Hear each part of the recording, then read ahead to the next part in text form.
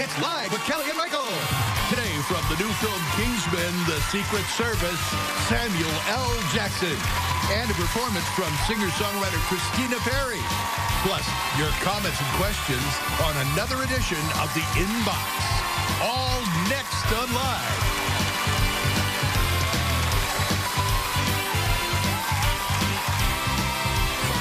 Now, here are Kelly Ripa and Michael Strahan.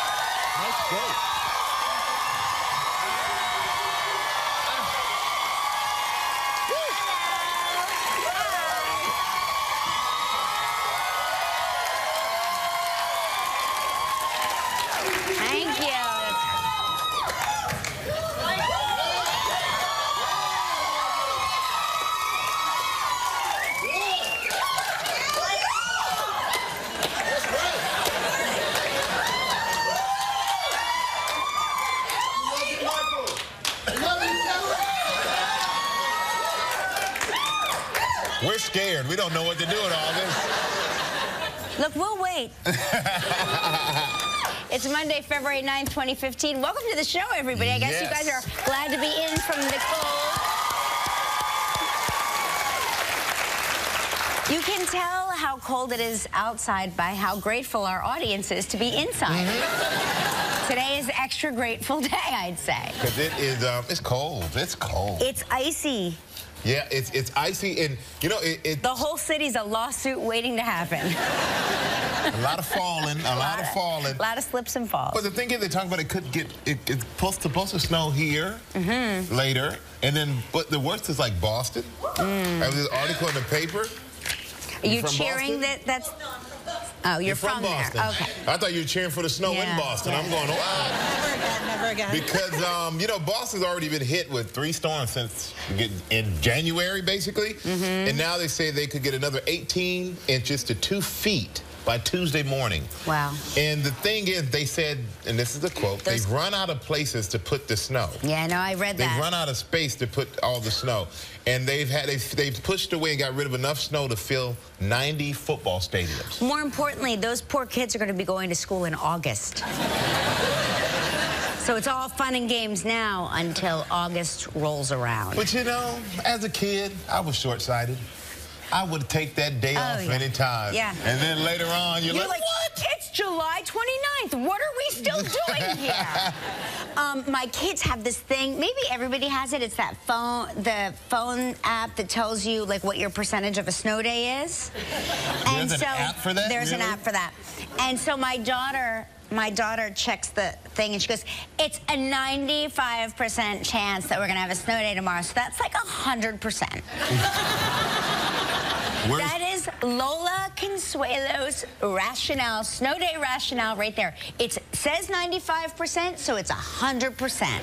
And where is she right now? She's on the bus on the way to school. That's what I'm talking about. But the app said... It was 95%, which is like 100%. But those kids in Boston, everybody up in Boston, the weather is, hopefully it's not as bad as they're saying, but if so, just be safe. Please, yes, please be safe. Oh my gosh, it's like it. Here's what I keep saying to anybody that travels in weather like this. It's really not that important unless it's a medical emergency like a heart attack or a baby coming out. It's not that important. Babies aren't that, I mean, babies nowadays, they just have them on the side of the road in the car. You know? I don't even know if that's an emergency too much anymore. Because you read these stories all the time. Excuse me, but I just have to touch on this woman from Tampa, Florida. Gave birth to a baby boy at St. Joseph's Women's Hospital. He weighed 14.1 pounds, and he came out the good old-fashioned way.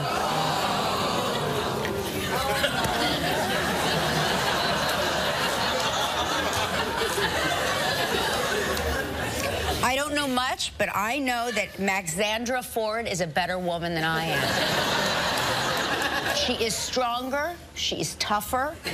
She's better. She said, and I quote, "Before I knew it, he was coming out."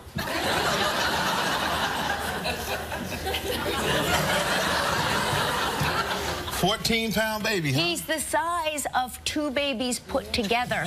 Because the average baby at that hospital is 7.5 pounds. But you know, the thing is, he's already getting scholarship offers from all the top colleges to play football. Well, a 14-pound baby? Naturally? He came out. Poor husband.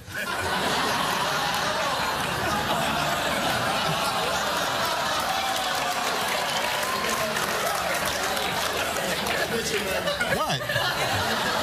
No, because he's going to have to carry that heavy baby all the time because the wife can't carry the baby. He's too heavy. What did I say? What? Y'all need to get y'all minds out the gutter. It's Monday morning, too early for all that nonsense.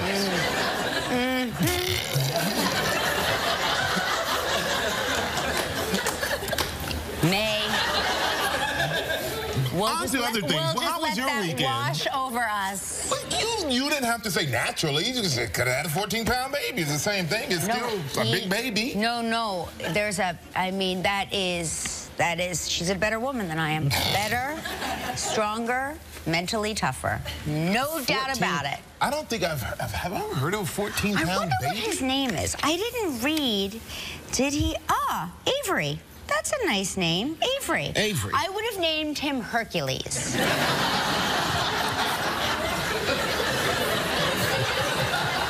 Right? That's the only name that he should have. Hercules Amadeus. Something gigantic. How does he keep getting out of the crib? The bars are like just torn out. I love her quote. Before I knew it, he was coming out. Before you knew it, I would have been like, call a priest. That's a big baby, 14 pounds. Did you see the Grammys last night? Because I did not see the Grammys. I watched some of it. I was on a flight, so I caught some of it when I got home. I caught like the second half of it. Oh, you did? Yeah. I saw Madonna perform. Oh, how was it? Madonna's. I love a Madonna performance. I saw her pictures on the red carpet, and she was very cheeky. Yeah, but at what point do you stop being cheeky? I don't know. I think her rear end defies gravity, and I think as long as it defies gravity, you put it out there. Give us something to aspire to and pray for at night. Yeah, but sometimes there's something left to the imagination that sometimes is better. We've seen it already. No, but not with Madonna. We've seen it in every phase of cheekiness. That's right. No, I'm just saying. But her perform. She performed. I saw her performance. Who else did I see perform? Beyonce was amazing at the end. What a voice. I mean, yeah. Wow. I didn't see Beyonce. She's got a great voice, though. I mean, she could just I got chills from her performance. Sam Smith was the big winner of the night. Sam Smith was the big winner. Yeah. Well deserved, though. And I love that he, I don't know if you saw this, but I didn't see the Grammys, but I saw on the news rebroadcast that he sort of thanked this man that broke his heart and said, if I didn't fall in love with you and if you didn't break my heart, I never would have written this song and won 4 Grammys. So it really is the ultimate. Yeah. Isn't it? Yeah. I saw when he said that. He said, thank you for the man I wrote for. If you didn't break my heart. You broke my heart, now I won 4 Grammys. So basically, on you. Right. Yeah. It was really great. But this is what I love the song, though. I mean, talented guy, voice sounds incredible. Don't you all have that fantasy, right? Say you have your heart broken, right? Anybody here have their heart broken ever? Yes. Okay. So remember the moment it happened? Didn't you pray that you won something like the presidency? Like, I hope I become president of the United States. And when I'm sworn in, I will dedicate a moment, right? Or, right? There's a moment where you want to win something just so you can tell the person that broke your heart to... Yes. You know, where to stuff it. It's not too late. We're on TV right now, Kelly. Anybody you want to throw out in the bus? Not yet. Not yet. Last day ever on the show. Watch out. Watch out. You never know. But I was in LA for a Grammy party. Oh, that's fun. I hosted this party with LL Cool J. and who hosted the Grammys for the 4th time, I say, which is pretty amazing. But that's at the party that we did in L.A. We had to get up and toast, and I've known LL a long time, and everyone sees him as this hip-hop artist, and now he's a big actor. But one of the nicest, smartest, like engaging guys that you'll ever meet. And then I had all the guys. Well, Piven's not in the picture because he was somewhere else, but he was there. All the guys from the Entourage movie, which all the Entourage guys, you had, I mean, you name it. You had anybody, everybody was there. And but what a great party. And I actually saw Entourage already. Oh, the new movie? I saw most of it. Wait, okay, so they did make it into a movie? Yes. Oh. And when I tell you, it is good. Oh, is it? Oh, yeah. That's good, because I feel like they've waited so long that I'm not even sure if I remember Entourage. Well, I mean, that's the problem with when you wait so long to make a movie that was a TV show. You're like, wait a minute, that's the movie about the guys that were, it's like sort of based on Mark Wahlberg's life, right? Yeah. Essentially, you got the that's star, and you got all his entourage's guys around and Jeremy him. Piven plays the agent. Plays Ari Gold, the agent. Right, very like brilliantly plays him, right? Brilliantly played all the characters. I mean, Kevin Dillon and Jerry Ferrara and everybody just brilliantly play the characters. And if you like this show, if you love this show, this movie, you're gonna. I literally didn't know what to expect, and I was like, wow. It's like 7 or 8 of us watched it. I'm gonna go back and rewatch the series because it's been so long since I've seen an episode. I didn't realize the series started like 11, 12 years ago. Yeah. I mean, man, time flies. Get old quick, don't we? That 14-pound baby would be a 300-pound 4-year-old before you know it. Unbelievable. Did you know that today is National Bagel Day? No. If this was a regular show, we'd all have bagels for all of you. Yeah. I tried to get a bagel to bring one out here just as an example of what a bagel looks like, and we're like, we don't have that kind of technology or budget. I was like, hey, wouldn't it be fun to have a bagel out here? So bagels, guys, are like round. They're like a donut. It kind of resembles a donut, but it's more the texture of a muffin. Yes. Like an English muffin, if you will. With a hole or like in the middle. Yes. Right, okay? So you know what I'm talking about. Everybody knows what a bagel is.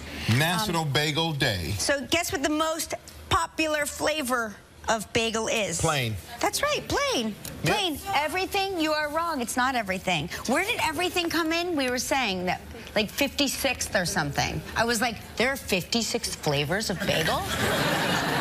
Are there? I don't know. Cinnamon raisin came in second. See that?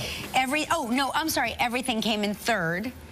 Blueberry came in 38th. No, that came in fourth. What is this?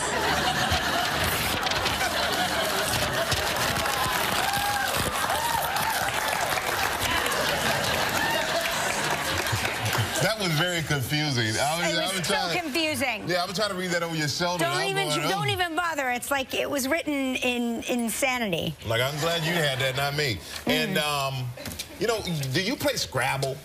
I do, sometimes. I never play with my mother-in-law. She's too good at it, and it really is irritating. Because English is her 4th or 5th language. Oh. And to be beaten by somebody who's like, English is like, they're way down the language food chain, and they beat you so badly every time, and kind of brags about it. Takes away a little bit of confidence. But, you know, they're adding some new words to the game. Oh, like what? Yeah, you may be able to get her on these. Selfie, belfie. I don't know if she's up on it. Selfie's a new word. Yeah. Selfie, bromance, buzzkill. You can get her in the slang department. Right. Also, chillax. We just chillaxing. Frenemy. There's no way she's getting these words. She'll break out her dictionary to check.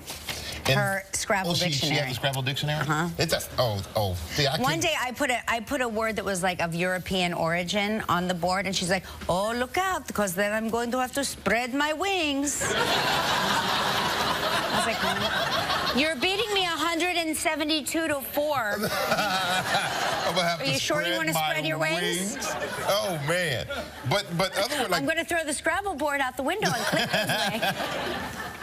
I must admit, as a kid, I would do that to Monopoly. I just mess it all up. Yeah.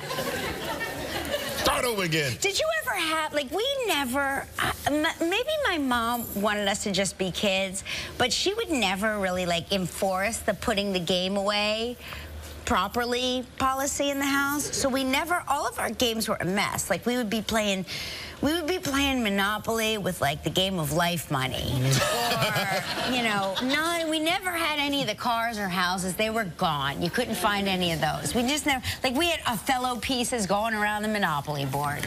You know what I mean? Really? Yeah. We kind of had to put ours away. We had too many people in the house. So we didn't have enough, the house wasn't big enough. You'd, you know, order a large pizza. You needed 2 boards. Yeah. Yeah. Or like I say, order a large pizza. You got to eat it outside because the house was small. It's true. But it wasn't that bad. My parents did okay. They did all right. But yeah, new words for Scrabble. So make sure you get the new dictionary with the new words, with all the new cool little slangy things involved in it. Is it time already? It's time already. It seems very fast. But before we go, I just want to tell everybody that the Powerball is at $450 million. Yeah.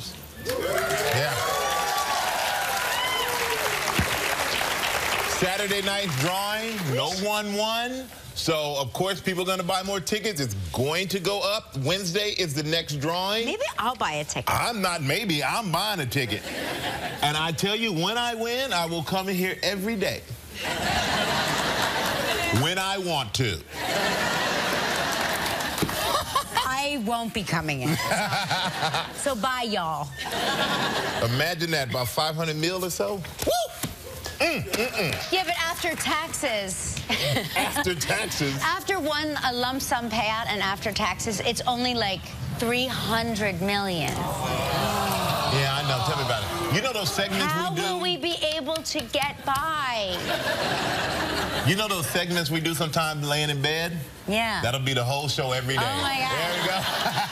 Yeah, but from my house. From your house. In the Caribbean. Wherever it is. Live from Kelly's bed in the Caribbean. Hey, who are our guests today? Oh, nobody? Oh. Who cares? Let's have another, what are they called? A pina colada. Yeah. Followed by a rum punch. All right, so everybody hope we win so we can make that happen. Okay. All right, it's time to kick this party off with our Winter Gone Wild Travel Trivia.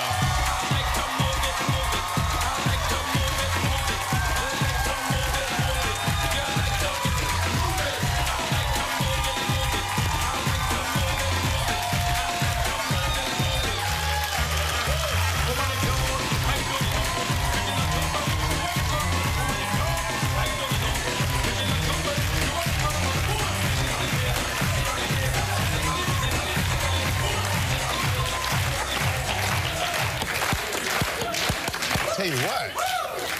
That's Lisa Carter from Columbus, Ohio.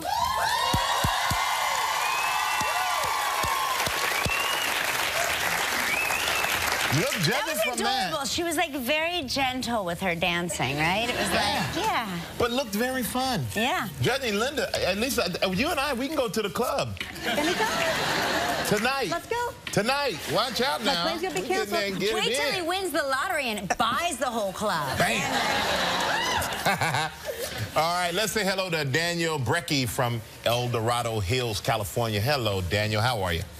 Good morning, Kelly and Michael. Hey, good morning. Hi, good morning. Oh, that looks pretty. Where are you in this picture? I was actually on the island of... At the... Oh.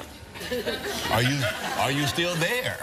No, I wish. That was a beautiful blowhole, little beach hike we did along the edge of St. Thomas. So how's the weather out in California right now? Because it's a little cold here. Well, we kind of have your equivalent of the winter storm, only we don't get the 2 feet of snow. We get maybe up to 10 inches of rain, depending on where you are up in the hills. Wow. Oh, wow. Okay. Creates a lot of mudslides and problems like that, right? Yeah, it sure does. But, hey, we need the water because we've been about half full on the reservoirs out here, so this will be good. Well, I like the way you said that, half full instead of half empty. He's a positive guy. He is. Daniel, we're going to spin the wheel, see what you're playing for, okay?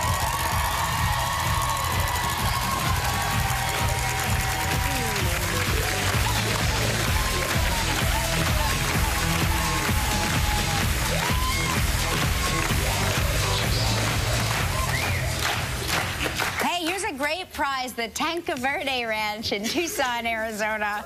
I'm sorry I'm laughing. I always mispronounce the name of this resort to the point where they hate me now.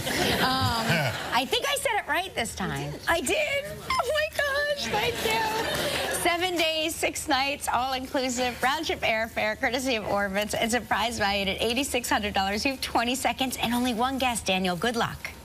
All right, Daniel, here you go. On Friday's show, who did we say was our trivia dancer?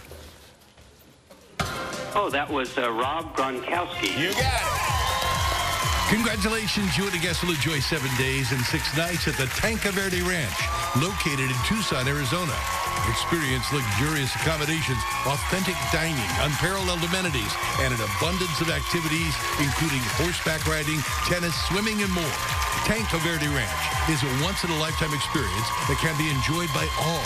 Your prize is valued at approximately $8,600. Hey, Daniel, congratulations. Thank you so much. You are going to go to that great place. I love I don't want to roll the dice and try to pronounce it right twice in the same day. Now you get to help make the day of a lucky member of our studio audience who will receive a $500 gift certificate from chefscatalog.com. So please pick a number between 1 and 224. 149.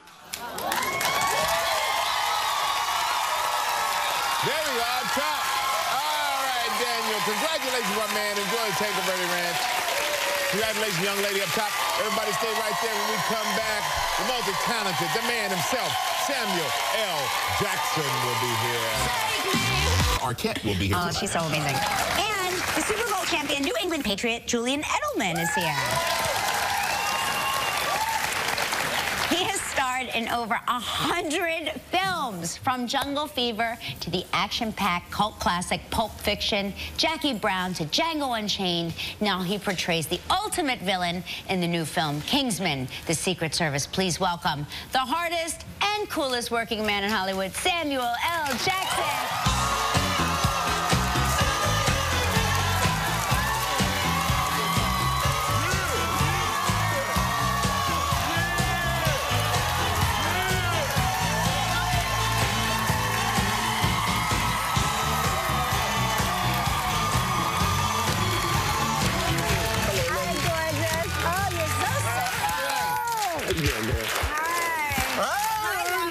What's going on?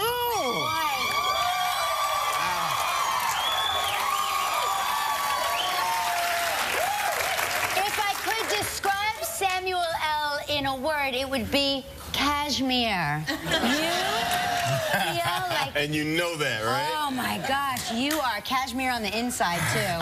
I certainly try to be. I certainly try to be. But you know, the crazy thing is, you seem like such a New Yorker. But you're from Chattanooga. Yes, Tennessee. Well, how was it growing up in Chattanooga for you? Because you're single. You're a single child. Yeah, I'm an only child. Growing up for me was kind of fun because I had my grandparents. My mom was actually in D.C. working, so I was with my grandmother, my grandfather, and my aunt, Edna, who was a school teacher. So she forced me to do a lot of things that I didn't want to do when I was a kid, but one of the things she made me do was read. So I was reading by the time I was like 2. Wow. So she used to take me to school. It's an interesting kind of thing because it was the country. Yeah. So my grandmother worked. She was a domestic. She was like the help. Right. And my grandfather worked at a hotel during the day. So she took me to school with her. So when I was 2, I sat in the back of her room. Boy, that is a gift, though. What 2 a or 3. gift, huh? Yeah, but she taught 4th grade. Right. So when... You were very advanced. Well, so when a kid couldn't answer a question in her class, she would go, Sam? And I would answer the question, and then I'd have to fight all lunchtime. You know, because all those 4th graders would be, oh, you think you're smart. You know? And I went, well, I know I'm smart. And I'd have to fight because she made me answer questions, made them look dumb. So I was a good fighter and a smart kid. So I had all those things going for me. But I also grew up in segregation, so I learned a lot of lessons that, you know, most people don't have to learn today or shouldn't have to learn. But I learned how to, you know, conduct myself around the superior race in an interesting sort of way. You don't, you don't look people in the eye, but I did because I didn't know any better. So when I went to work with my grandfather, he also cleaned offices in the late afternoon. One office in particular was a real estate office. So I would sit on the buffer while he buffed the floors, and I emptied the garbage cans, the trash cans, waste baskets from everybody's desk, and I would look on their desks and see what they were doing, look at transactions and read stuff. And sometimes there would be a guy there, and they would talk to me, and I would look him in the eye and talk. Right. And my grandfather would just be shaking, like, right. Oh my God, because I'd ask them questions, and they were like, boy, this boy's smart, Ed. Now, my grandfather's like almost 70, and there's a 20-year-old kid talking to my grandfather like he was, he'd call him boy and other things, and I would kind of observe that, and he was just Ed, and my grandfather was like, yes, sir, Mr. Son, and I'd be like, what's something wrong with this dynamic? Yeah. Boy, Sam, this is riveting. Like, I have chills listening to you tell the story, and I've never heard it's not that bad. It's actually very, very riveting stuff, and it, But it is what it is, but you had to learn how to live in a society where your life was devalued in an interesting sort of way. Yeah. But I also was in a very loving environment with all the people in my neighborhood. So all the teachers I had actually taught my mom, her brothers and sisters. And I never went to school with a white kid. I never had a white teacher until I got to college. Oh my gosh. So my whole existence was in this black cocoon that taught me how to live in a world outside of my own environment. Right. But it was a loving and nurturing environment. When I was in school, there were certain kids that the teachers knew, because all the teachers had to go to every kid's house and visit. Right. So they knew how everybody lived, and who their brothers and sisters were, or who their parents were, because they taught them. Right. So when I was there were certain kids that had to learn how to diagram sentences and spell and do stuff because they were going to get a job, or they were going into the army, or whatever. So in that same class, I'd have a book on the other side of the room reading Shakespeare. Wow. Because I was going to college, and I had to take the SAT. Wow. So they knew how to teach each student in that room so that they could make their way in the world. It's the earliest progressive education there was. It was great. Yeah. Really, it really is. It was great. That's amazing. We have to take a commercial break. I don't want to. I mean, I feel like we need to just do a 4-hour special on Samuel L. Jackson right now. Yeah. We're going to come back, and I know that you're a big golfer, and I know that you've golfed with Tiger Woods. Is that right? Tiger Woods? I've heard of him. Oh, yeah.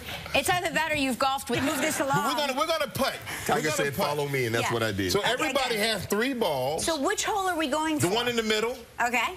The other one's like a little water. That's water, that's sand. Yeah. Oh, is that what that is? Yeah. Yes, that's what that is. Okay.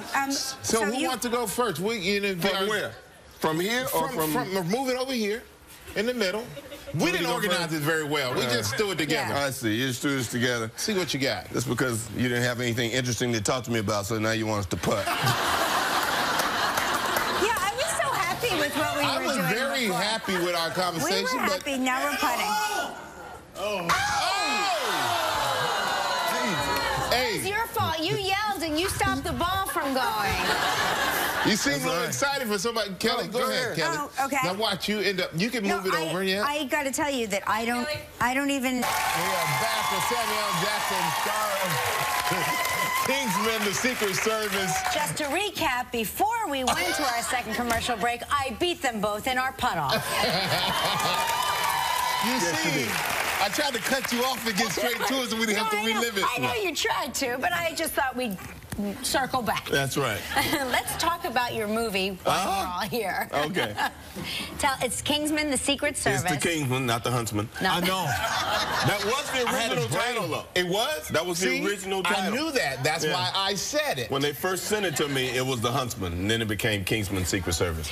But yes, it's I guess a modern-day take on the James Bond genre. Right. We have a set of guys who are a secret, sort of Knights of the Round Table, more or less. And they have, Bondian gadgets. They have cigarette lighters that are hand grenades, and watches that have darts that they can shoot in people's necks and things. They have bulletproof umbrellas. It's so cool. Because they're gentlemen. It's really, really a great sort of film, and I get to play, I guess, what's known as the Bondian villain. Oh, you're the villain. Yeah. Oh. My name is Richmond Valentine. He's a billionaire, megalomaniac, genius who runs a telecommunications company, and he has a solution for the world's population problem. Well, I have a question for you. I saw the movie. I loved it. It was a very modern-day Bond. Did you base your character off of anybody who do you base your character off? He dresses like Russell Simmons, but he talks like you, doesn't he? No, he talks like Russell Simmons, too. He talks with a lisp. He does talk with a lisp, but why did you decide to do that, to use the lisp? Well, when I was a kid, I stuttered really badly, and people dismissed me in an interesting sort of way. And my revenge for people laughing at me and ridiculing me was to be smarter than them. I always set the curb so high that they couldn't keep up. And I wanted Valentine to have that thing so that when people listened to him or they looked at him, they